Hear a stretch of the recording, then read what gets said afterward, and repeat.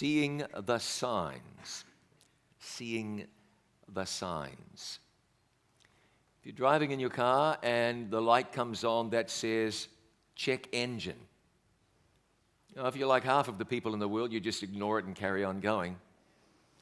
But that check engine light is your friend, they tell us. It tells you that there's a problem. You can't see the problem. You may not be able to hear the problem. You might otherwise never be able to perceive the problem. But the check engine light says to you, there's an issue. Maybe beneath the scenes or behind the scenes, you see. The light tells you that everything isn't as it should be.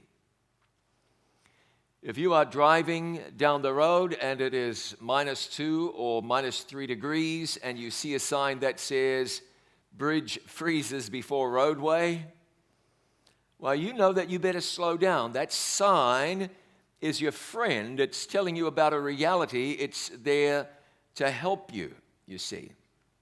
The sign is there to help you. So that's the check engine light, and I think I spoke about that a moment ago, so there's not a lot of point repeating that.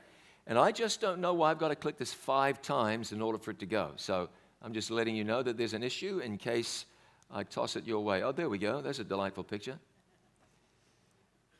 This is intended to be a documentary-style picture, but I'm going to speak about something really awful. I got an email recently from a friend of mine in another time zone. This is back in the United States, and she said, did you hear about the shooting in Christchurch? And I had not. And to learn about that was just really difficult. She emailed me back and she said, was your family affected? I said, they're all my family. You know what became really hard to swallow later is that it became very evident that people had missed warning signs indicating that the man in question was a troubled being or was, simply put, trouble. There were warning signs, lots of them, and no one acted on the warning sign, and that was difficult. You go to the doctor, and the doctor tells you that you have an issue. Maybe let's say you have a fever, temperature, high temperature. That temperature is telling you that you're unwell. There's something going on in your body. You may be unaware of that. The temperature says, we're fighting an infection in here. Doctor might look into your eyes and say, I see a problem with that. I have a family member whose baby boy was ill, was showing symptoms. No one knew quite what it was. Took the doctor to the emergency room at the hospital. And while did I say took the doctor? I'm glad you're listening. Took the baby to see a physician at the emergency room in the hospital. And the doctor was doing an examination on this child, maybe a year old, maybe younger, when another doctor walked into the room just to look at what was happening, stopped and said, why is that baby breathing like that? First doctor hadn't seen it. Breathing like what? She said, get that baby down to some other room. Immediately there's a major problem. It was a life-threatening problem. The child would have been dead in 2 or 3 weeks. First doctor missed it. Next doctor saw the sign. It's really important that we see the signs. It's important. Tonight, we're going to consider signs of which Jesus spoke, signs that are found, spoken of in the Holy Bible, important signs. We live in a troubled world, a very troubled world. Weather disasters reportedly are becoming more intense and more frequent. What is this telling us? What do the signs say? We live in a world that terrorism is just destroying. It was so interesting. Some years ago, was it 10 years, 12 years ago? I don't know. My son and I were walking through an airport, And I said to him, you know, boy, when I was, your age, we never had this kind of security. We didn't have these metal detectors, and we didn't have people checking your clothing and patting you down. He said to me, Dad, do you think we'll ever go back to how it used to be? What do you think? No, our way of life has been irretrievably changed. Terrorism is a fear now. You know, I was standing on the Westminster Bridge with my family. I don't know, was it 3 years ago? 2 years ago, I think it was. Standing on the Westminster Bridge. So you've got Big Ben and Parliament building just right here. And it was about a week later that there was a report in the news that some crazy man in a vehicle had driven into people standing on the side of the Westminster Bridge. Terrorism takes on all kinds of forms today, and the world has been destabilized, and there is no going back, and we don't ever believe that one day it'll all be over and it'll all be harmony and peace and light. No way. It's too late in the history of the earth for that. Terrorism has changed our way of life, indicating that things just certainly are not how they used to be. Now, doesn't it make you wonder? It makes me wonder. People are sicker than ever. In spite of this being the most advanced time scientifically, medically in the history of our planet, we continue to get sick and sicker. The world is polluted. Crime rates are terrible. I wonder if this makes you wonder.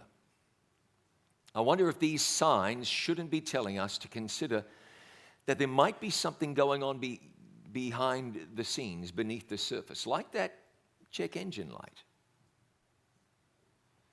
You see terrorism, maybe that's suggesting that there's something going on behind the scenes.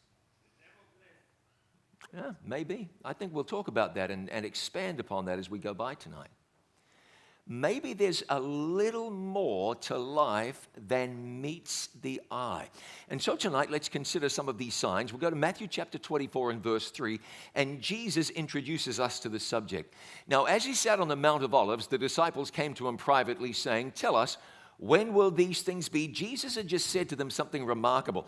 They'd said, "Look at the buildings of the temple, how wonderful they are." The temple back then was indescribably beautiful, and where they were where Jesus was now on the Mount of Olives, he had a perfect, a clear and unobstructed view of the temple and the temple buildings, and they were magnificent. And they said to him, "Tell us, when will these things be? You have just said things are going to change in a major way. You have just said the temple will be destroyed. That's just unthinkable. So tell us when these things will be. And what will be the sign of your coming and of the end of the age?" They asked Jesus for a sign.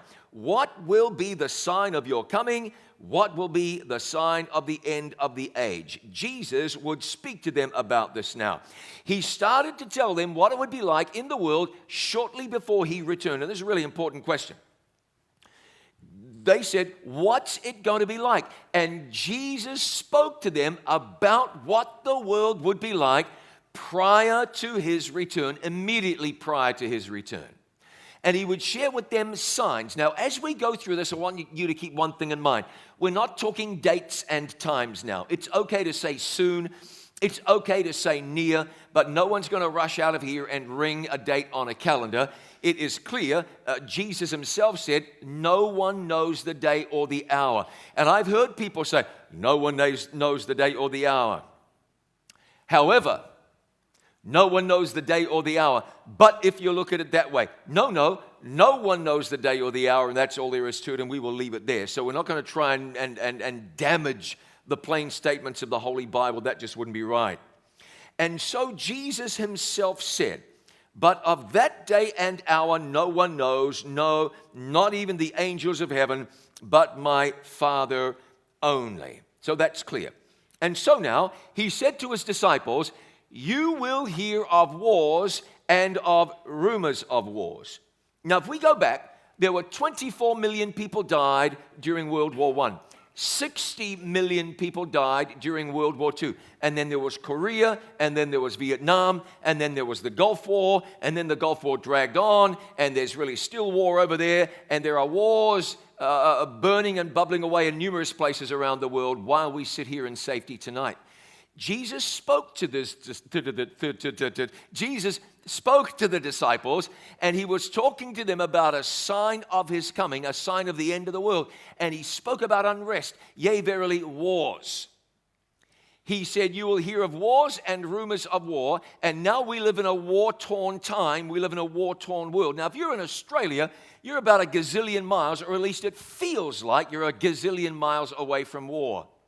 It feels comfortable because this is a blessed place, and we experience peace in this place. But other places, other parts of the world, no, not so much. You know, I was just in Bosnia and Herzegovina. That's one country, not two. Just, I think it was last year. There's Syria as well. Are we seeing a pattern here? Yeah. Could you rethink that, please? If you could rethink that. I was in Bosnia and Herzegovina just recently, and you can still see the damage in the buildings. Not all of the buildings. The Sarajevo roses, this is where mortar has exploded. They filled it in with red resin. It looks almost attractive, but that's in the most perverse way. And certainly there's Syria. I've just come back from Lebanon, over the border from Syria, meeting Syrian refugees who told me about living in Aleppo, but having to flee their country because war broke out in the street outside their house. We had a sniper in our street, the children were telling me. I met a 9-year-old girl. This family had just been accepted as refugees to sooner or later go and relocate in New Zealand. And the little girl said, all I want is my own bedroom, and I want to be safe. Now, you might have said the same when you were a kid. All I want is my own bedroom. I said that for about 10 years. But I never did have to worry about being safe, except for my next oldest brother. But that's not the kind of safety this little girl was talking about. We live in a war-torn world. Hard to imagine here, but in other places in the world, it's really, really easy to imagine. Now, the Bible speaks here, and Jesus went on and said in Matthew 24 and verse 32, now learn this parable from the fig tree. When its branch has already become tender and puts forth leaves, you know that summer is near. When Jesus spoke about wars and rumors of wars, could he have been speaking about this day? Yes, he could. If he wasn't speaking about this day, it really makes you wonder what he had in mind if this day was not what he was thinking of. In verse 33, so you also, when you see these things, know that it is near, even at the doors. It is clear that while God does not want us speculating or prognosticating about the day or the hour, he certainly wants us to keep in view the nearness of the return of his son Jesus. The signs mean something. What do they mean? Now, I don't want to get ahead of ourselves here, but let's get to the end of the story. In Luke chapter 21 and verse 28, Jesus said this, now, when these things begin to come to pass, look up and lift up your head. Why? Because your redemption draws nigh. It's important that we watch these things. Jesus said, even though it's something as dark, even though it's something as foreboding as wars and rumors of wars, you can know that your redemption draws nigh, and that's hopeful. So, please know, we aren't here tonight to talk about doom and gloom.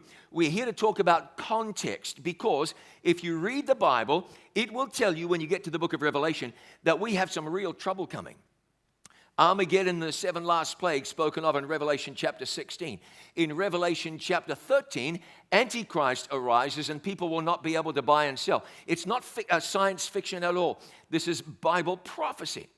And so when you consider the fact that Daniel said there will be a time of trouble such as never was since there was a nation, how do you get through that? Jesus said, when you see these signs, when you see these things, don't be downcast, don't be disconsolate, don't be discouraged. You can know that your redemption draws near, and that's about the best news that you could ever receive. Now, just a few years ago, the BBC, the news service in Great Britain, ran an article on their website. They entitled this thing, What caused the dark day. This is something that's nigh been forgotten, well nigh been forgotten. And perhaps because it was a phenomenon that took place in the United States, and so if you're outside the United States, it's easy to dismiss this or write it off. But on May the 19th in 1780, something interesting happened. And from that day to this, there have been people trying to figure out what it was that caused the dark day. But there's a reason they've not been able to. Here's what the BBC said. Look at this. 3 centuries ago, in parts of North America, a strange event turned morning to night. It remains wreathed in mystery. So what caused the dark day? Halfway through the morning, the sky turns yellow. Animals run for cover, and darkness descends, causing people to light candles and start to pray. By lunchtime, night has fallen. Is it the end of the world? I'm having a hard time with this. I'm just going to tell you guys back there, this is this slide advancer. I'm not sure if it's me or if it's it or what, but I'm just appealing to you there to keep this in mind. Well, it wasn't the end of the world, although people wondered if it might have been. But in what was a very young country, people were led to search their Bibles after the strange occurrence. What caused it? What caused the dark day? No, it wasn't a thick cloud. It wasn't a volcano. It wasn't anything. Are we switching out? It wasn't anything from a forest fire. Thank you, that was gracious of you. It wasn't anything that somebody could attribute to a natural phenomenon. No forest fire was big enough to do that.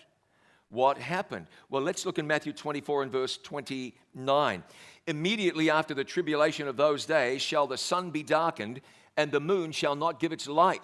The stars will fall from heaven, and the powers of the heavens shall be shaken. Now, it's interesting. It's tragic. There was a tremendous persecution during the Middle Ages, a time of tribulation. And right about that time, the persecution or tribulation time ended, this dark day occurred. It was a sign, clearly not that Jesus was coming back tomorrow, but a sign that in the big picture, God was beginning to wrap things up. It was a sign for people to take God seriously, to consider being ready, not to live distant from God, not to leave the Bible out of the equation. You had the dark day, and you had this fascinating thing. Listen, another sign. It was November of 1833. It is calculated that about 30 meteors per second were seen in the sky. 150,000 of them at all. One person said, the very heavens seemed to be ablaze. Being as the Second Great Awakening was underway, a religious revival in the 19th century. One newspaper, the Pittsburgh Gazette, wrote, some say it looked as if the heavens were pouring down showers of fire. Others that it resembled the falling of brilliant and burning snow, not an occasional spit here and there, but as it would look in a storm, save only that the flakes flew in an opposite direction to the wind. Now, what did Jesus tell us? Now, when these things begin to happen, look up, lift up your head. Why? Because your redemption draws near. God was shaking, gently prodding a stupefied world. He was saying, you know what that is? This is mentioned in the Bible. And so why does that matter to you? Because the God of heaven would have you think about eternity. God would have you and succeeding generations realize that we're living on the edge of tomorrow, the tomorrow of eternity. These signs were given to arouse a sleeping world to spiritual realities. The reality of a God in heaven, the reality of a Jesus who will soon come to the earth, and the reality of earth's final and great crisis. Jesus said in Matthew 24 and verse 7, there will be famines, pestilences, and earthquakes in various places. In the last decade alone, there have been at least a dozen famines or food crises affecting millions and millions of people. The United Nations says that 1 person in 9, that's better than 10%, doesn't get enough food to live a healthy, active life. If you're living in a place of comfort, here in Australia, 100 kilograms of food is wasted per person per year. 220 pounds. That's a lot. But in other parts of the world, there is simply not enough food getting to the people who need it.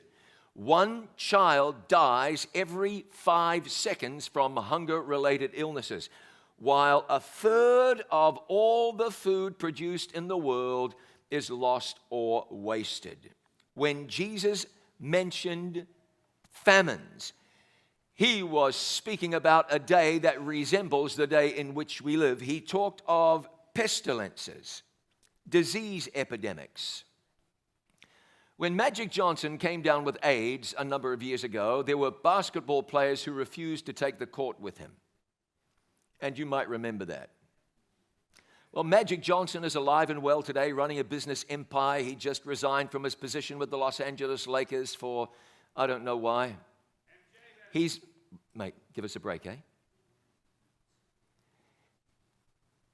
Today, you don't hear so much about AIDS, even though, can you tell me how many people die per year from AIDS? 1 million. Calculate how many people that is a day. I'll tell you how many it is. It's a lot. A lot. Jesus spoke about pestilences, disease epidemics. Nothing good about that. And so we have the diseases such as AIDS. We forget diseases such as cancer. You know somebody with cancer. You know somebody who had a heart attack or died from heart disease. You know somebody dealing with diabetes. What in the world? 150 years ago, you wouldn't have known anyone who fell in any of those categories. And Jesus speaks of pestilences he had today in his sights. Add to that the new diseases. Ebola, terrifying disease, which seems to come and go in Africa, but right now it's back in the Congo and places like it. And there's mad cow disease, and there is SARS and avian flu and all these kinds of things.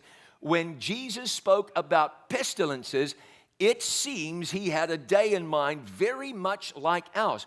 What if that's the case? If it's the case, then when they said to Jesus, tell us what it's going to be like in the end of the age, Jesus must have been saying something like 2019 is awfully close to the end of the age. Jesus spoke about illnesses and diseases and pestilences and trouble in this world, the likes of which, well, we just sort of get used to it. We just do. And then in verse 7, he spoke about earthquakes as well. Jesus said, you can expect to see earthquakes in Earth's final days. If you don't live in an earthquake zone, and Australia, even taking into account what happened in Newcastle a few years ago, Australia, you typically think that here you're out of trouble. Cross the Tasman, fairly and squarely in trouble. New Zealand sits on the Pacific Ring of Fire. New Zealand, Papua New Guinea, Indonesia, Japan, eastern Russia, Alaska, down the California coast, and so on, into even Central America to a degree. Massive earthquakes. One earthquake so big, it measured 9.0 on the Richter scale recently, moved an entire island in Japan 6 feet. The whole thing moved and caused a tsunami that swept away thousands upon thousands of people and caused hundreds of billions of dollars worth of damage. And now you can think about earthquakes in Iran and China and Chile, and I mentioned New Zealand and other places. There was an earthquake in Haiti a few years ago. 220,000 people died as a result. The tsunami in Asia a number of years back, not that many years back, 230,000 people dead. We had never seen anything like it in our lives. Hurricanes Katrina and Rita, never seen before. The scale, the damage, the relentlessness of the pounding of the weather, the loss of life in that part of the world. Never seen anything like it before. The worst ever. And you know what is interesting to me? People are starting to notice this. And I'm not referring simply to Christian believers. Non-Christians, unbelievers, the most secular people are starting to recognize this. According to a report in Britain's Guardian newspaper a year or two ago, many of the world's uber rich, the filthy rich. Not rich like the guy on your street or rich like you. Rich like Bill Gates and other people like him. Not Bill Gates particularly, but this is what The Guardian was saying. Many of the richest people in the world are eyeing New Zealand and buying up property because they believe the world is going to cease to function as they know it. And when that happens, they reckon they can get to New Zealand where it's safe, where it's civilized, to a degree, where it's civilized, where pollution isn't an issue. Interesting, isn't it? These are not people who've been reading the Bible, studying the Bible, and are making some kind of spiritual preparation for the end of time. No, these are secular people with massive fortunes, and they are saying, we are looking at the world, and it's trending downwards. It's going bad. It's not getting better, to the extent that I might need to act. And should I need to act, I'm going to go to this place that I consider to be a safe place, that I consider to be a bit of a haven. I'm not recommending what they are saying. I'm not telling you they are right or wrong, or that what they're doing is smart or otherwise. But secular people who don't read the Bible recognize it is no longer business as usual for planet Earth. There is change coming. Now, are there more signs? Yes, there are. Matthew 24 and verse 37, Jesus said, "But as the days of Noah were, so also will the coming of the Son of Man be." Now that's clear. It will be in the end of time much like it was in the days of Noah. What was it like? Genesis 6 tells us. Then the Lord saw that the wickedness of man was great in the earth, and that every intent of the thoughts of his heart was only, tell me what? Evil continually. Jesus said, as it was in the days of Noah, that's what it's going to be like down here in the close of time. What else? The earth also was corrupt before God, and the earth was filled with what? Does it sound like the day in which we live? It does, doesn't it? As it was in the days of Noah, evil continually and filled with violence. Did you ever think that a man would take a gun and kill 36 people on the island of Tasmania? Did you ever think that? And that's ancient history now. No one thought that that would happen. You might think it would take place in Detroit or Baltimore or Newark, New Jersey, but never Tasmania. Never. Did you ever think that someone would take a gun and explosives and kill 70 people in Norway? Norway. You've seen those same articles. The best places in the world to live. Norway's right up there. It's a really great place to live if you like winter. Because the winter is like 13 months of the year is winter. I don't understand those things. San Diego, I think that would be better. Tonga, that would be better. A man in Norway, 70 people dead. Can you imagine that? No one ever imagined that in sleepy old Christchurch, New Zealand, 51 people now could be shot dead by a madman with weapons. And today, of course, the criminals are so sick that they're not content merely to commit the act. They want to broadcast it on Facebook or something so that the entire world can see. I can't even get my mind around that. Now, again, we're not talking about inner city violence. We're talking about violence in the least likely places. You cannot escape it now. That doesn't mean that you're going to become a victim. I don't mean to be alarmist. But you can't escape it. It's everywhere. Jesus said before he returned, the world would be filled with violence. Do you remember when this happened? Can you tell me where that was? Columbine, which is just outside of Denver in Colorado, 1999. And this happened, and we said to ourselves, oh my goodness, kids with guns shot up a school. Now, I've got to be careful how I word this. I was going to say thankfully, but it's not the right word. This is not a phenomenon that really affects Great Britain or Australia or New Zealand or Canada. It certainly affects the United States. When this occurred, people said, oh my, this is the end of the world. We can't get worse than this. And now school shootings are, in the most bizarre way, a fact of life in the United States of America. And then a guy with a gun ascends a hotel building in, where was this? Las Vegas, Nevada, and killed all kind of people down there at a concert. filled with violence. I think we're there. The scourge of terrorism. I think we're there. There's not a person in the world who believes that 9/11 could not happen again. Every time you catch a plane, you're reminded that life has changed, really changed. We had better hope that Jesus was talking about our day, because if he wasn't, it means things must be bound to get even worse than they are now, and that's unthinkable. Now, you might say, now, John, hold on a minute. We've always had earthquakes. There was an earthquake when Jesus died. That's 2,000 years ago. We've always had famines. Have you never read the Old Testament? There were famines aplenty. There have been murderers. I mean, the first two people who ever lived, they brought a son into the world, and he was a murderer. Lamech, 7 generations down, a murderer and an adulterer. We've always had problems, and I would say, you're right. There have been famines, and there have been violence, and there's been pestilences, except this is not simply what Jesus was saying. When he referred to these things in Matthew 24, he said, all these are the beginning of what?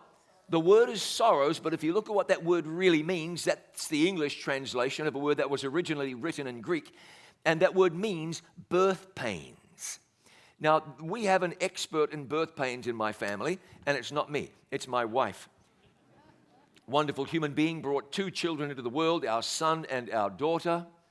But I learned a little bit about birth pains from having lived through the experience with my wife. And so here's what happened. She was great with child. I mean, ready to go any moment. And we went to bed. It was very late one night.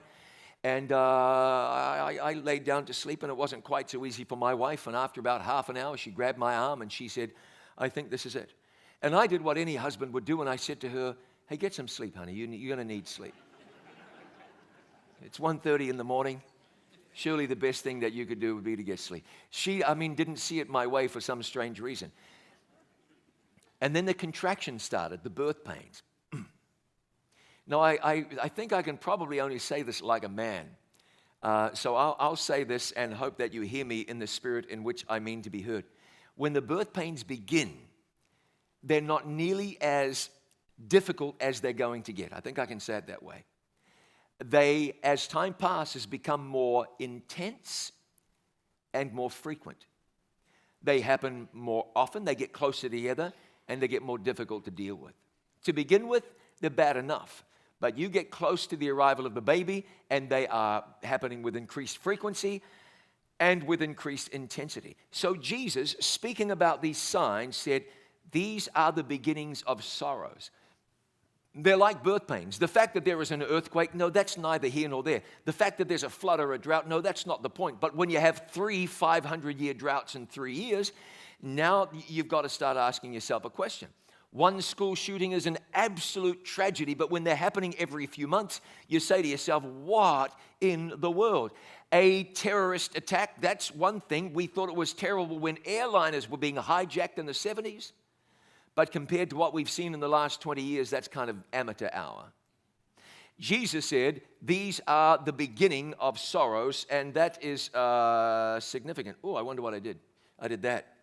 These are the beginning of sorrows. How should we feel about this? We've seen this verse already. We look at it again. When these things begin to happen, look up and lift up your heads, because your redemption draws nigh. If what we are seeing are actually the signs of the times, if what we are seeing are actually the signs of Christ's coming, then it tells us we are near to the end of time, and rather than being doom merchants, we ought to be able to believe that we live in a time of great hope, a serious time. You might even say on some level, a solemn time, but a hopeful time. Now, I don't mean to say you see some tragedy in the world and you say, yay. I don't mean that. But when these things begin to come to pass, you know that your redemption draws near. The return of Jesus is nearer and nearer yet. And so we don't live like those who have no hope. Even when things are troubled and difficult in the world, you have hope, because Christ has said, these are signs that he is soon to return. There are other signs mentioned in the Bible. Daniel chapter 12, verse 4. You, Daniel, shut up the words and seal the book until the time of the end. Many shall run to and fro, and knowledge shall increase. Have we seen an increase in knowledge in recent times? Oh, man, have we. You know, I think about my parents' generation. My parents were dinosaurs. They just were. They were from another era, maybe the Jurassic era. My father didn't understand my music. Dad didn't understand the way we dressed. There was just this generation gap. It was vast. And I said, you know, we're bringing children into the world. And what's so much fun is that there won't be this great difference between us and them like there was between us and our parents. Well, the internet happened. Funny thing, we were in a city where my wife and I used to go years ago, and we were talking about restaurants in the area, just a random conversation. And the kid said, when you used to come here for work events, how did you find a restaurant to eat at? And we said, well, we'd come down from our room, we'd come to the reception area at the hotel, and we'd say, have you got any recommendations?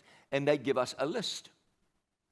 And we'd look at the list, and if there's nothing we liked, we'd look in the yellow pages. By the time we got to the words yellow pages, my children are looking at each other like their parents are dinosaurs. They said, why didn't you just Google restaurants in our area? Why didn't you ask Siri? We're having to explain to our children that Google and Siri are actually relatively recent developments. You mean you would go to a restaurant without reading reviews first? Yeah, well, it was a long time ago, kids. It was a long time ago. Have times changed? Man, they've changed. I sat on a plane once. I was flying back from Australia, actually, to Los Angeles, and the guy sitting next to me was a big shot in the telecommunications industry. The reason he wasn't sitting in first class is because he went standby and they didn't have a first class seat. So I was sitting next to this very high-end man who owned a professional sports team and all of the rest. I said to him, where is communications going? Tell me where the industry is heading. And he said something really interesting. He said, there is just so much information now. He said, the people who are really going to get ahead of the curve are the people who figure out how to use and make manageable all that information. And what have search engines done? And what has Google done? And Facebook amassing information, even information that you didn't want them to have. They're amassing. There's just so much information these days. Knowledge has increased. Look on the left of the picture. What you're looking at being loaded into an aircraft is a hard drive from a computer. That right there. It is a 5 megabyte hard drive. You couldn't even write your name in 5 megabytes, hardly. So this little flash drive next to it, even this is out of date. It has 1,638 times the storage on that little flash drive. My phone is a large amount of storage on there. On this, 50,000 times more than, probably literally 50,000 times more storage on my phone than on that hard drive, which weighed half a ton. Now, this is a generation ago, but the Bible said that knowledge would increase. Now, let me be fair to the text. We ought to be true to the text. I believe the primary application of that text is speaking about spiritual knowledge. Let's consider that. You go back 500 years, you couldn't even get your hands on a Bible. Depending on where you lived, if you had a Bible, you would be put to death, maybe burned at the stake. In fact, I've stood at the spot in Coventry, England, where people were martyred because they had on them the Lord's Prayer written out in handwriting. You're not allowed to have that. We now burn you at the stake. It was quite the time to be alive. But then came the Reformation, and then came Johannes Gutenberg and the printing press, and now the Bible is everywhere. Whereas people didn't have the first clue about the Bible. Now we have seminaries and scholars and Bible commentaries and Bible commentators. Spiritual knowledge has absolutely increased, there's no doubt about it. But secular knowledge has too. Do you remember the olden days? If you really want to mess with the mind of a young kid, tell that kid that there was a time, if you remember it even better, when in order to see what was on the other channel, the other channel, you had to get up out of your seat. walk across the room and physically turn the knob to see what was on the other channel. Now, the kid is going to say, what do you mean, a knob? On a TV. TVs had knobs. It was black and white. What? Knowledge has increased. It absolutely has. Today we have self-driving cars. Well, they claim we're going to have them soon. And the internet and space stations and special effects and you name it. Knowledge has increased. And Jesus himself said that this would be a sign of his impending return. I remember my friend Clayton, my friend Clayton and his wife and their little boy, they came to our house, and we had a relatively long driveway, but not a long driveway. And it was time to do something manly, and so me and Clayton and the little boy piled into his car. We were going to go to the hardware store and buy something that made a loud noise. And we got in the car, and he put it in reverse, and he backed down the driveway and out into the street, and a little fella in the back seat in his car seat said, "Daddy, are we nearly there yet?" You consider some of these things that the Bible is saying and consider the world in which we live, and I wonder if it's time for us to say, are we nearly there yet? Well, based on what Jesus said, yes, the answer is we are nearly there. And the greatest event ever spoken of in human history since the creation of the world is going to take place. We have every reason to be hopeful, but do consider this warning. It is an important one.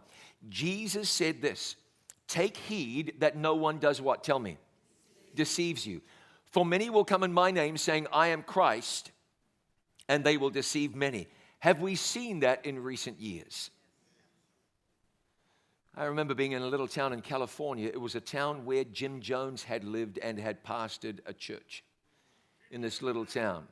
It was a town of, I think it was called Redwood Valley, up north of Ukiah, north of San Francisco in Northern California. And there was Jim Jones, who led his followers to Guyana, 900 of them, and then tragedy occurred. This was a fellow who believed that he was the Messiah. He was the Messiah for them. There are others who claimed to be Christ, well-known individuals down through time who have led people astray. Now, it's not every day when someone claims to be Christ, you would think that people wouldn't be deceived, but unfortunately, that's just not the case.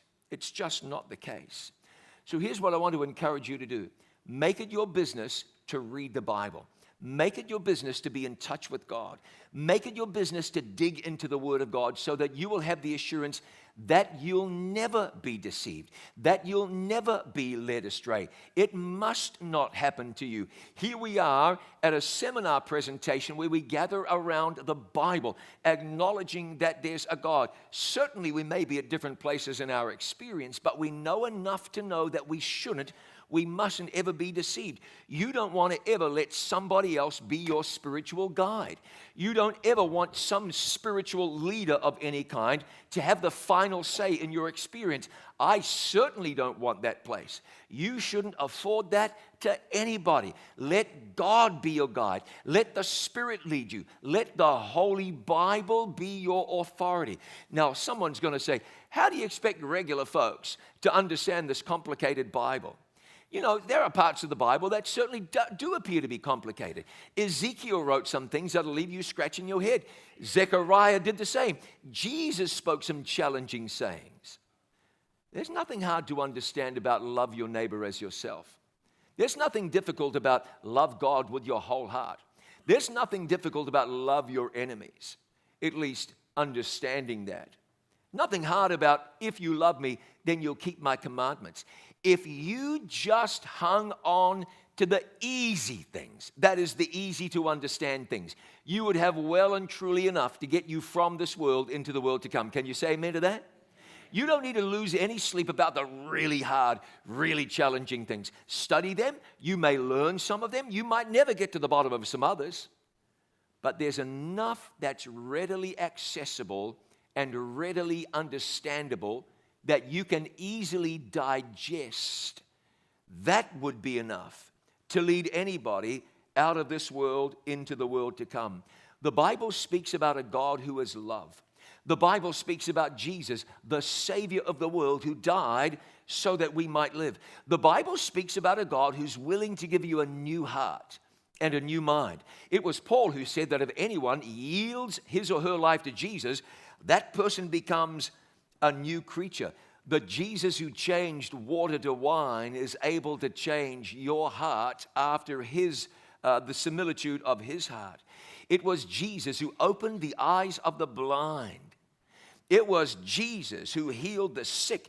The same Jesus can guide you to walk in a new and a fulfilling life. Jesus said that he was the way, the truth, and the life. And even if you're feeling hopeless tonight, if you're feeling lost tonight, if you feel as though you don't have direction tonight, God can provide that for you. If you look at the Bible and you say, too much for me, oh no, God can guide you in that. If you say, how can I understand that? You know that God can guide you in that. It is important. The signs all tell us that Jesus is coming back soon. How soon, John? Soon. How soon? Can you do better? I can do better. Very soon. Would you like to put a date on it? No. No. You know, the interesting thing is, if you believe Jesus is coming back soon and you are wrong, no harm done. No harm done. If knowing that Jesus or believing that Jesus is coming back soon spurs you to be ready for eternity, then it's had a good effect on your life, not a bad effect at all. But we do believe Jesus is coming back, and we believe he's coming back soon because the signs tell us. They tell us that we are living in earth's last days, which means that we ought to be preparing for the fulfillment of the prophecies in the book of Revelation. Now, we've come a long way. We've come a long way in this world. When I was in high school, and I never thought that this would date me, but I suppose it is dating me. When I was in high school, we had a mate in school. He left a little bit early, and he got a job with the post office. His job was delivering telegrams. Now, that sounds like I'm talking about something from 100 years ago, but it's really not that long. It was shortly after that the post office phased out telegrams, and he had to move on to something else. But remember that age? Telegrams were sent. Curious, isn't it? People began to rely on them less and less. Do you remember when you had people who walked around with pages on their belt? Someone told me recently that there are still some people who use them. That mystifies me, but maybe it's important in some certain circumstances. We're living in such an age that people used to have Blackberries, and now they're obsolete. We're talking about something 5 or 6 years ago that's now obsolete. So we've gone from telegrams, I guess, to telephones, and then to pages, and then to cell phones, and to texting and Instagram and Snapchat and whatever else. There are so many ways to send and receive messages these days. So many ways. But one thing I want to encourage you to do is this, whether it's social media, whether it's cell phone, remember that God has sent a message to you from beyond the stars. The God of heaven has spoken to us from his word. He's given us the Holy Bible, and he has said, there's plenty in here. Study this. Know this. If there's any message that you ought to get today, it's the one that says Jesus is coming back soon. So look up and lift up your head. Your redemption draws nigh. The signs are telling us he's on his way, shortly to be on his way. So this would mean if you talk about the mark of the beast or the image to the beast or Armageddon or the other apocalyptic prophecies, it must mean that they are going to be fulfilled sooner. We are on this earth at an important time in earth's history. It's a time for faith and trust. It's a time for the Bible to be front and center. It's a time to be living by every word that proceeds from the mouth of God. You've heard of this ship. It was well over 100 years ago now that the Titanic set sail from Southampton, England to New York City, New York.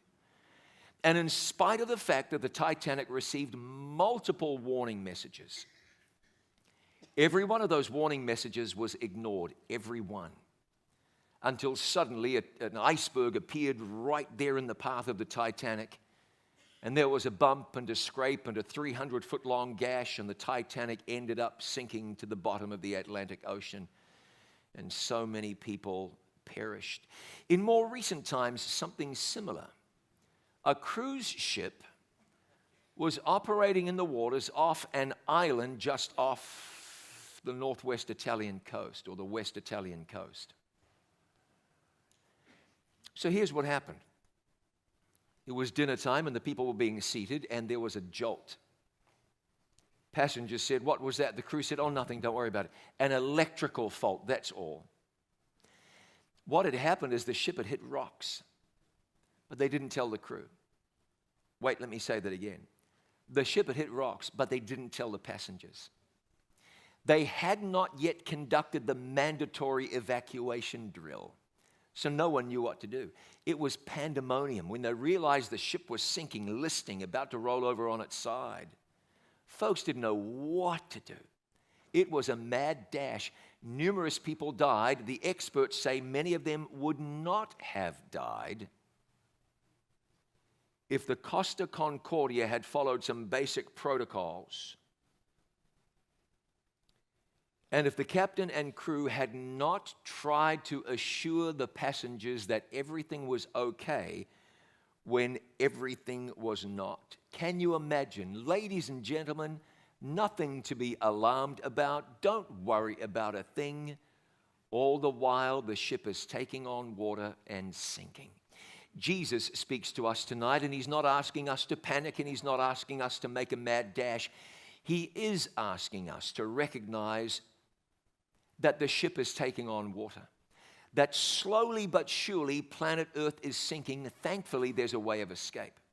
Thankfully, there's a way out. There's a life raft. That life raft is Jesus. There is a way from this world to the world to come. That way is Jesus. He called himself the way, the truth, and the life. Everywhere you turn, you see signs indicating that time is running out. The final sands are passing through the hourglass of time.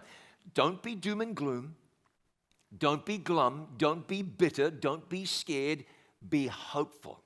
Jesus shared the signs with us. We see them in the world tonight. The good news is Jesus is coming back soon. Can you say amen?